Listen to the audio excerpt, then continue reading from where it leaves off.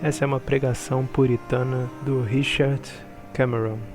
É dito que essa pregação foi feita 3 dias antes da sua morte na guerra. Ele faz uma pregação sobre o Salmo 46, versículo 10, que leremos agora. Aquietai-vos e sabei que eu sou o seu Deus. Serei exaltado entre os gentios, serei exaltado sobre a terra. Os problemas externos geralmente começam e ocasionam muitas inquietações e comoções internas, seja quando estão começando ou no tempo de sua continuação, ou até mesmo quando o Senhor está para colocar um fim nestes problemas. Assim, o Espírito de Deus, aqui neste salmo, tendo falado de grande desolação e de cessar de guerras, de quebrar o arco, de cortar a lança e queimar os carros, acrescenta isso: aquietai-vos e sabei que eu sou Deus. Agora, antes de entrarmos particularmente nessas palavras, responderemos a uma pergunta que pode ser aqui proposta. De onde vem essa inquietude da mente de problemas externos? Pois certamente não vem dos problemas em si, mas é de algum modo algo interior, porque se as coisas estivessem certas dentro de nós, embora estivéssemos no fogo ou na água, estaríamos calmos e tranquilos. Eu vou nomear estas 5 coisas. Em primeiro lugar, a inquietação por dentro. Quando tempos difíceis estão à flor da pele, flui de nós o amor pelo mundo. É certo que um homem cuja maldade predominante é a cobiça, ou um amor reinante pelo mundo, deve necessariamente, em distúrbios externos, ter muita desordem e inquietação interior. Inquietação que o faz dizer: esses problemas podem estragar minha casa, meu gado, meus bens e tudo que tenho. Mas, ó irmão, que você possa dizer com Paulo: eu estou crucificado para o mundo e o mundo crucificado para mim. Gálatas 6, versículo 14. Então você aprenderia a lição em Filipenses 4:11. Já aprendi a me contentar com tudo que tenho. Um homem mundano, em tempos de problemas externos, não tem como se contentar com a sua porção ou condição. Em segundo lugar, a inquietação flui de uma disposição covarde e temerosa. Há um pouco de humor covarde ou disposição, e portanto, mesmo que tenham muito amor a Cristo e um pouco de fé, estas pessoas podem ser enganadas pelo mundo também.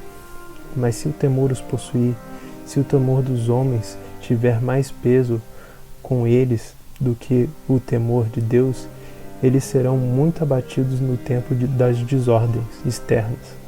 Podemos dizer que nunca houve uma geração em que houvesse mais medo dos homens e menos temor a Deus do que nesta época, em que a palavra que nos vemos em Provérbios 29 e 25, de que o temor do homem armará laços, mas o que confia no Senhor será posto em alto retiro, é rejeitada.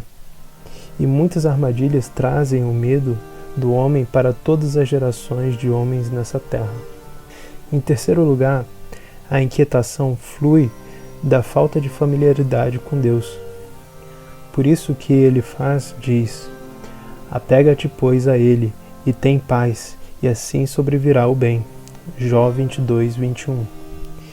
E aqui no nosso texto diz: aquietai-vos e sabei que eu sou Deus. Ó, aquele povo que estava olhando para Deus e tinha o conhecimento salvífico dele, que eles também estavam olhando para cima e viram a sua mão em tudo com que eram provados.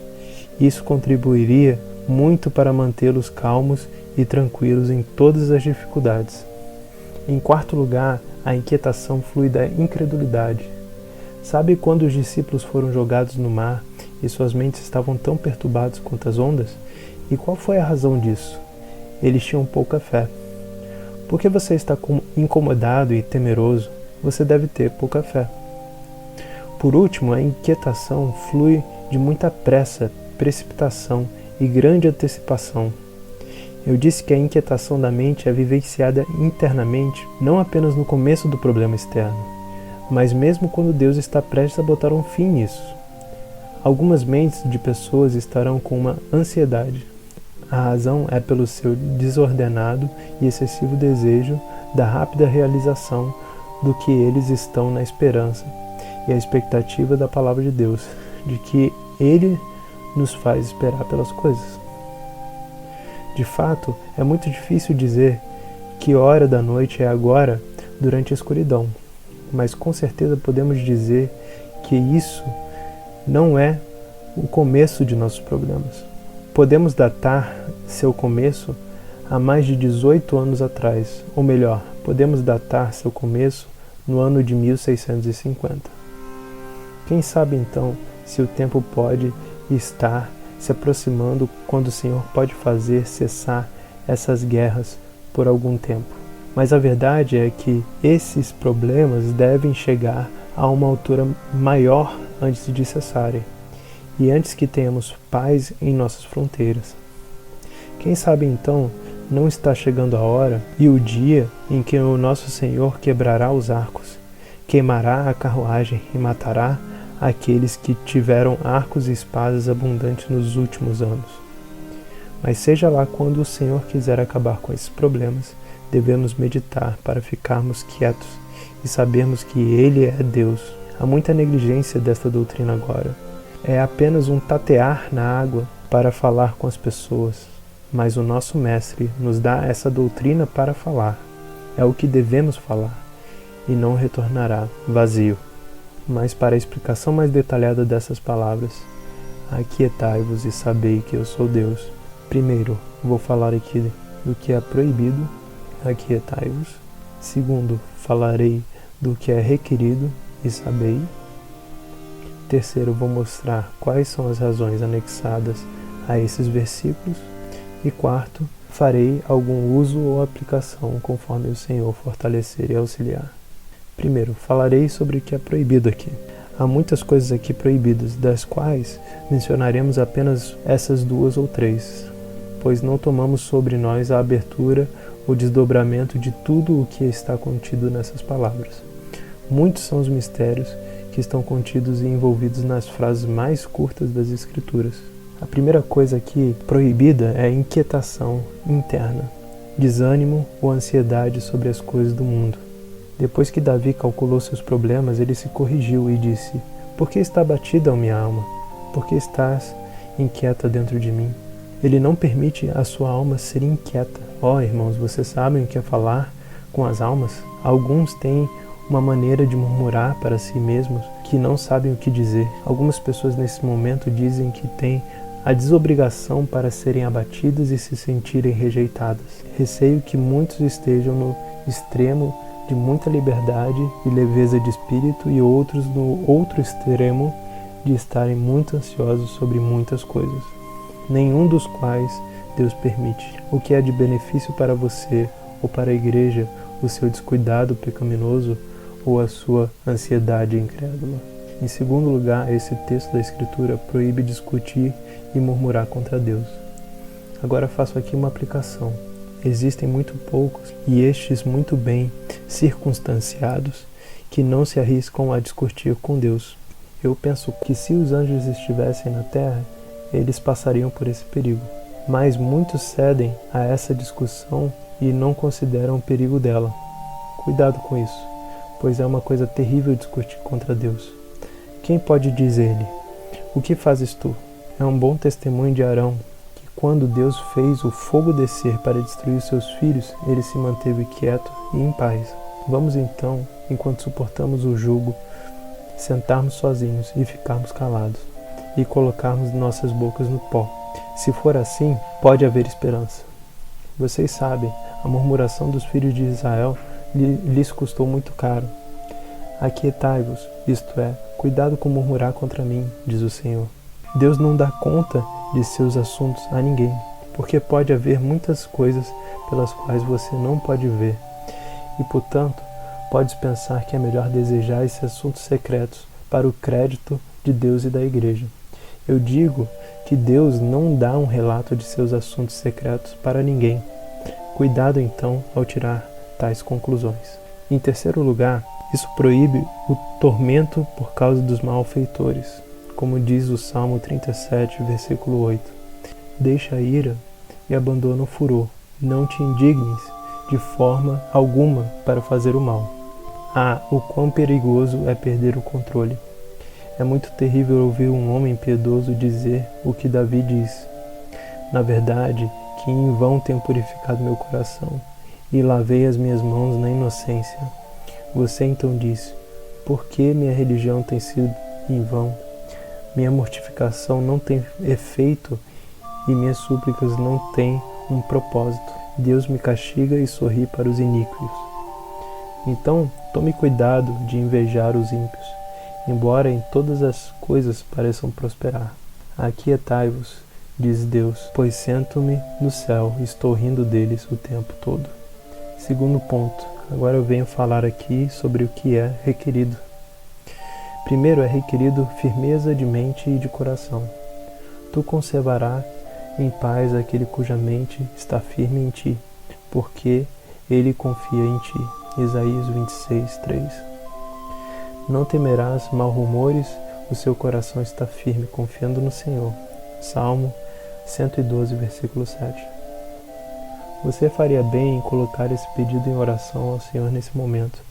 Senhor, fixe os nossos corações, dê firmeza aos nossos espíritos e dê integridade às nossas almas para poder confiar em Ti em tempos difíceis. Em segundo lugar, requer compostura de espírito, pois alguns têm tal temperamento naturalmente, que carregarão com calma sobre os obstáculos ou mudanças, nem sendo muito abatidos com provações, nem muito elevados com dispensações favoráveis. Mas eu digo que isso também requer submissão a Deus. Uma santa submissão a Deus agora se tornou uma coisa rara e estranha em nossos dias, no nosso país. Eu não posso agora alongar muito sobre a natureza desse tipo de submissão, mas vou dizer em uma palavra o que é. Isto é, estar aceitando bem as dispensações providenciais de Deus, porque só Ele fez isto acontecer. E se você não pode ver através delas, você espera contra a esperança de que Deus trará o bem através delas. E se a submissão for bem recebida, isto fará a alma triunfar e regozijar-se na perseguição, na fome, em todo tipo de provação e tribulação. Em terceiro lugar, isso requer não apenas submissão quanto ao tempo que é passado e ao presente, mas também uma silenciosa e paciente espera pela palavra, por uma saída e alívio quanto ao que Ele pode nos dar no tempo por vir. Aquele que tem submissão precisa de muita paciência, assim como quando estamos habilitados a olhar para trás e ver tudo aquilo que Ele fez de bom, da mesma forma devemos assumir nada de mal do Senhor no tempo que há de vir. Nós não devemos limitar o Senhor ou achar que Ele é preso por barreiras para agir, mas deixar que Ele faça o que quer que seja e conceder aquilo que está mais perto de nossos espíritos e satisfazendo os desejos de nossos corações, que deve ser para a sua glória. Terceiro ponto. Falarei aqui sobre as razões anexadas a estas. Irei apenas dar aos irmãos essas duas que estão contidas no texto, que eu sou Deus, serei exaltado entre os gentios. Primeiro, porque Ele continua sendo Deus. Não pense que Ele é, em qualquer aspecto, menos Deus do que era há muitos anos. É verdade que Ele apareceu mais visivelmente aos homens 20 ou 30 anos desde então, nesta terra, do que agora. Mas Ele é o mesmo Deus agora que estava então, quando sua obra floresceu na Bretanha e na Irlanda. Ele é o mesmo Deus ontem, hoje e para sempre. Embora Ele esteja longe de nossa visão, Ele é o mesmo Deus. Que tenhamos pensamentos elevados e honrados dele. Pois embora Ele seja imutável, ainda assim, quantas vezes os nossos pensamentos mudam sobre Ele? Nossos bons pensamentos sobre Ele fluem e passam como suas dispensações são para nós. Às vezes as pessoas têm bons pensamentos de Deus e outras vezes começam a pensar que ele se esqueceu da terra. Quão perigoso é esse sentimento e é esse pensamento, pois ele tem tanto poder para administrar e governar seus planos, agora como para sempre. Ele está sempre sentado na Assembleia e governa no meio dos seus inimigos. Agora pretendemos, se o Senhor quiser, falar sobre a outra parte. Sabei que eu sou Deus. Então, quem sabe disso? Todos os anjos que estão contemplando na grandeza de sua glória e no esplendor do seu semblante não podem dizer a centésima, ou melhor, a milésima parte sobre ele. Mas podemos conhecer muito mais dele, tanto por suas obras de criação, pois os céus declaram a glória de Deus, e também pelo que pode ser conhecido dele pelas suas obras de sua providência. Neste momento, asseguro-lhe, as providências atuais podem suprir a falta de pregação.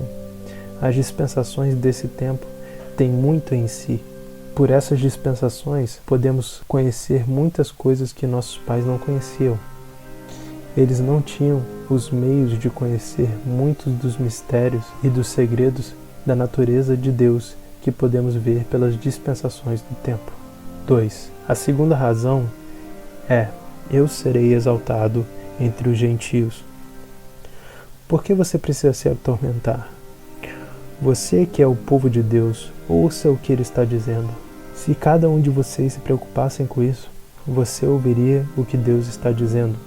Mas para muitos, a rejeição que sofremos por causa de Cristo é um fardo.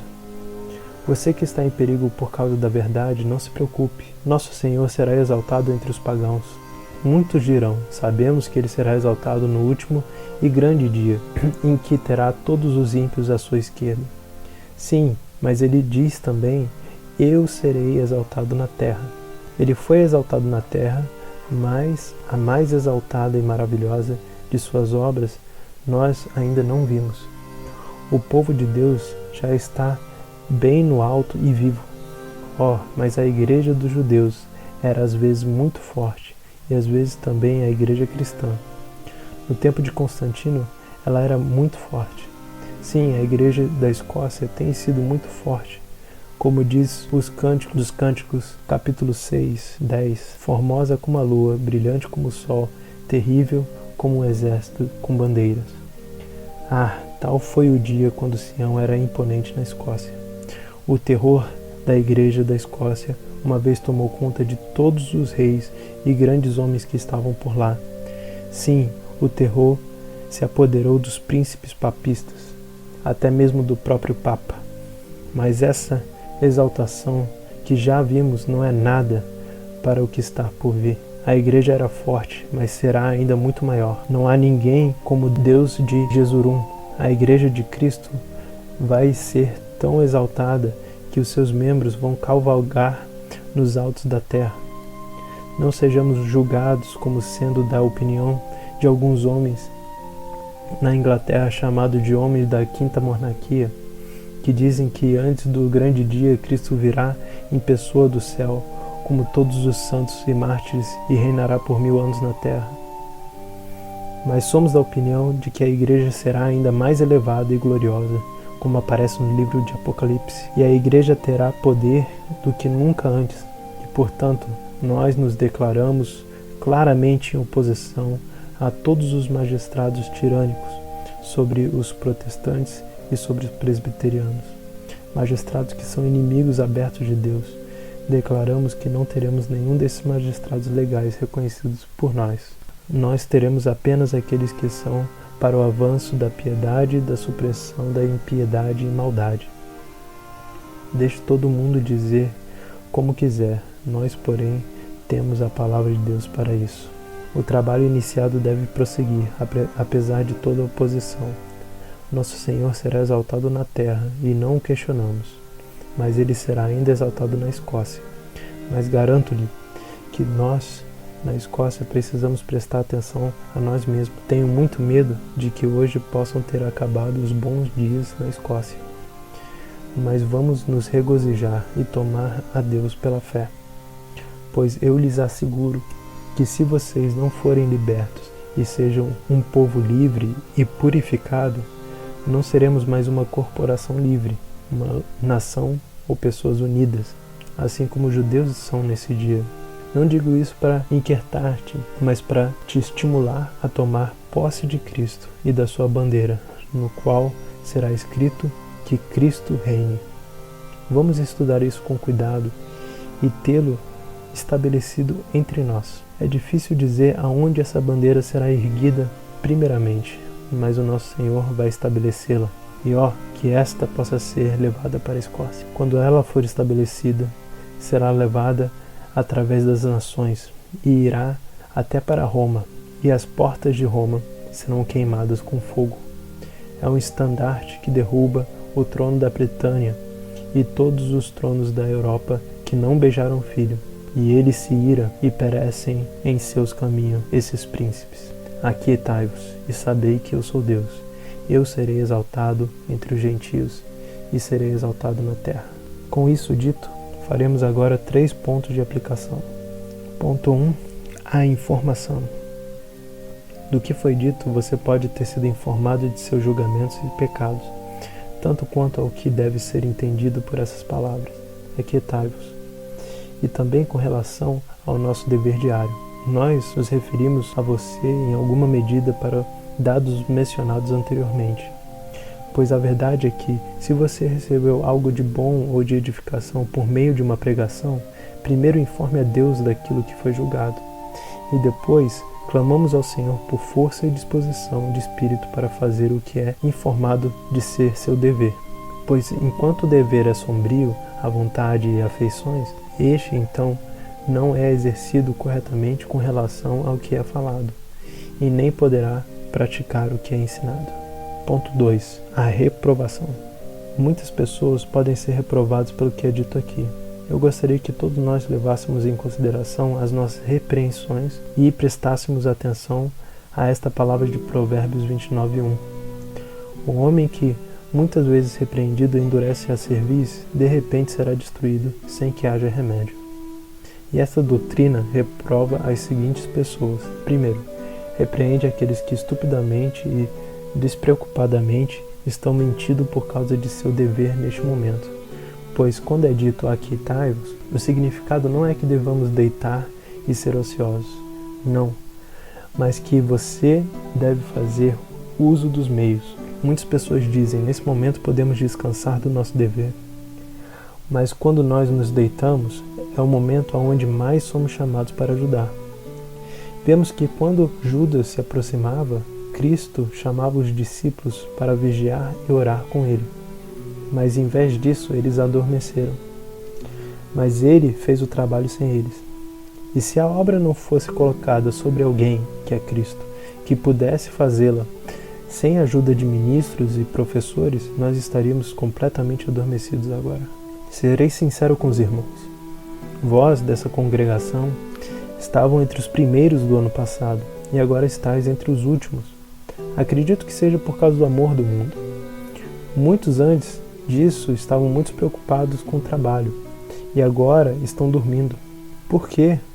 Vós sois herdeiros da Escócia, e temem ofender o homem agora. Você não só perderá o seu favor, mas também a sua herança. Mas o amor do mundo é um grande inimigo para esta calma e tranquilidade da mente. Aquietai-vos. Eu tenho certeza que você não pode ter paz de consciência até que você esteja no trabalho novamente, o tanto quanto antes. Mas novamente, pode haver alguns que se tornaram negligentes no seu dever, não só por causa do amor ao mundo, mas por causa da timidez e do medo. Um estranho medo se apoderou do povo depois de um tempo. Um medo tão grande que até agora o povo é afetado pelo mesmo. Alguns são naturalmente de uma disposição tão medrosa. Mas eu digo, cuidado com a mentira, você em nossa cidade ou em qualquer outra, pois Deus é tão capaz de fazer a sua obra este ano como o último, quando ele tinha um exército às suas costas. Ele então virou as costas para eles, porque eles tomaram o interesse de seus inimigos, e ele viu que isso era inconsistente. 2. Isso também repreende aqueles que são ansiosos.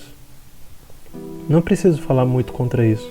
Pessoas que são de um espírito ansioso sobre eventos e acreditam que teriam um livramento em breve, eles dizem, Isso pode acontecer em uma semana, em um mês, em um ano ou 2. Eles se contentariam em arriscar tudo por isso. Mas você pode se contentar em apresentar o que você tem, por mais que demore 7 anos, ou melhor, por mais que fosse por todos os dias de seus filhos também? É provável que a nossa situação não demore para passar, mas nada diremos a respeito disso. Ponto 3. A exortação. Não estás apaixonado por isso? Aquietai-vos. Essa frase? Você não se contentaria com essa palavra?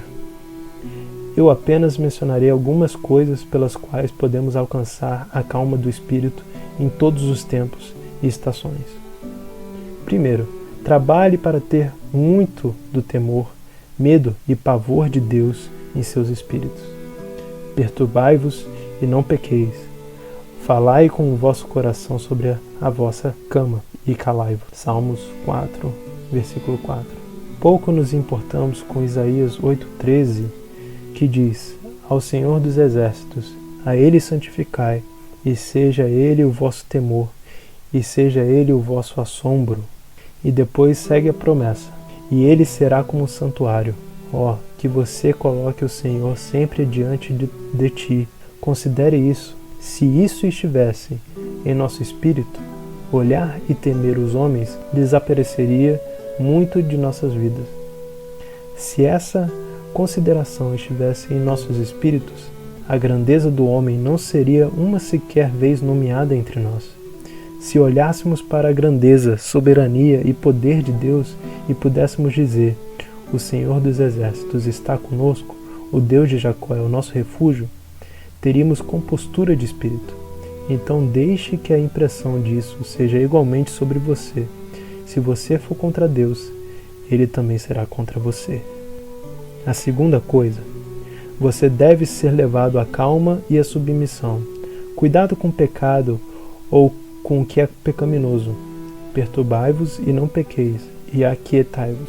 Eu acredito que os nossos inimigos estão com tanto medo quanto aqueles que têm uma boa consciência diante de Deus e do homem. O homem que tem uma boa consciência tem uma boa cama para dormir, seja em um musgo, no mar ou na montanha, no campo aberto, exposto ao vento e ao clima. Mas para uma consciência culpada, não há como se livrar dela. Um homem que tem uma boa consciência antes de ver os seus inimigos pode até ter medo, mas quando chega a hora da batalha, o medo desaparece. Mas uma consciência má nunca está sem medos. E, ó homem, se teu coração te condena, Deus pode colocar muito mais a teu cargo.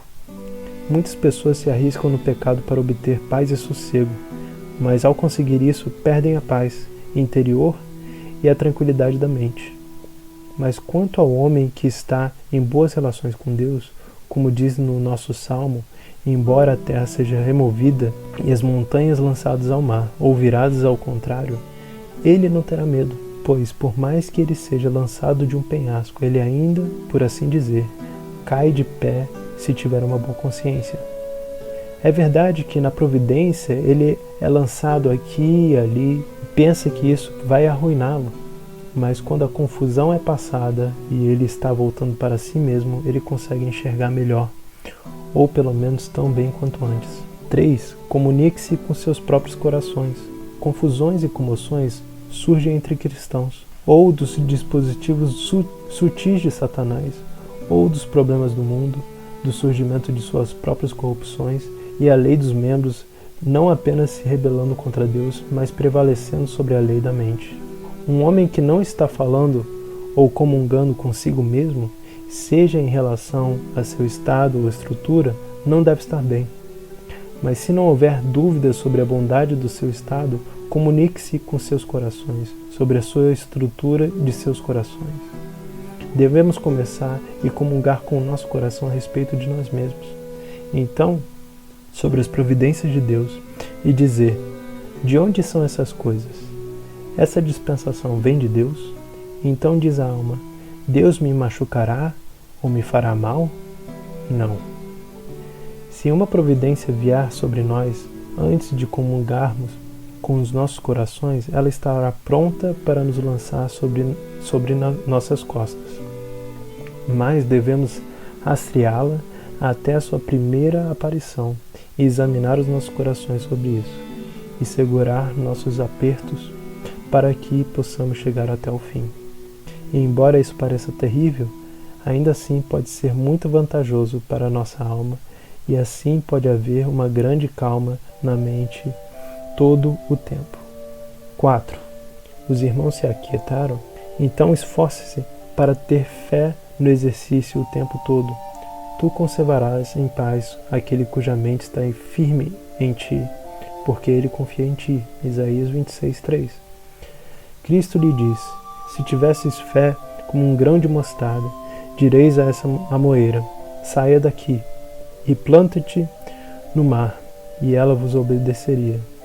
A menor fé no exercício tem mais força do que milhares de homens e exércitos. Mas a fé tem um poder especial com Deus. Exercícios e orações sem fé não têm poder com Deus. É a fé que faz com que a nossa oração e os exercícios sejam bem-sucedidos. Teste a si mesmo para ver se você tem fé, e se tiver, diga com força: Senhor, eu creio, ajude a minha incredulidade. Não negue a fé, por mais que seja tão pequena. Se você tiver alguma, use o pouco que você tem, e você poderá obter mais. E isso tenderá muito para estabelecer e compor o seu coração em um tempo mau. Ponto final. Podemos falar de muitas vantagens que as pessoas podem ter se mantendo calmas ou quietas. Eu apenas te darei esses 2 pontos que são muito desejáveis. Primeiro, o homem cujo coração está firme, confiando no Senhor, não temerá as más notícias. Não temerá os maus rumores, o seu coração está firme confiando no Senhor. Salmos 112:7. Quando as más notícias chegarem ao crente, se ele não se esforçou para se recompor, seu coração pulará para sua boca. Mas se seu coração estiver correto e firme, isso nunca moverá. É verdade que ele buscará ajuda e direção em Deus sobre como estabelecer os deveres que a dispensação exige em sua mão. Podemos ter uma vida agradável com tais dispensações se tivermos muito dessa firmeza de coração. Por último, se tivermos essa firmeza, estaríamos em condições de cuidar dos nossos deveres. Preparado está o meu coração, ó Deus, preparado está o meu coração, diz o salmista no Salmo 57:7. O que vem depois do texto? Eu cantarei para ti. Ou seja, sem isso, não podemos lutar, orar ou louvar. Como os ministros podem pregar ou as pessoas poderão ouvir? Como pode haver leitura ou oração de forma correta sem nos aquietarmos? O homem que está inquieto e temeroso é inadequado para qualquer tarefa. Eu digo que o homem que está inquieto, não se submetendo à vontade de Deus, é inadequado para qualquer dever que ele exige. Ele é uma presa de toda tentação. Dizemos que é bom pescar em águas turbulentas. O diabo primeiro trabalha para confundir os homens, então eles o pegam facilmente. Então ele cortará o seu anzol e tomará em uma tentação ou outra. Então o que devemos entender é que devemos esperar pacientemente em Deus e tomar cuidado com a relutância, a murmuração, o desânimo, o medo e a inquietação na mente.